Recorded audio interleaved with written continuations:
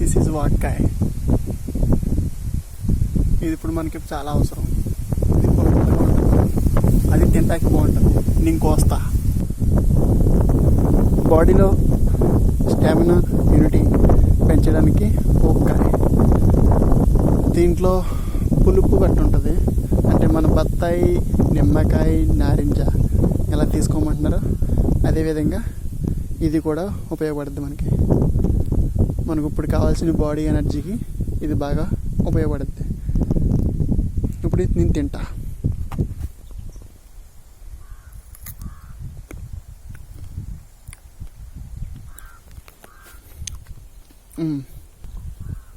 దీని యొక్క చట్నీ చూస్తారా?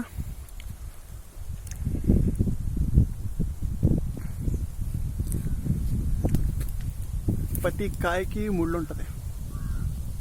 ఇంకొక కాయ, ఇదొక కాయ, దాంట్లోది ఈ కాయ.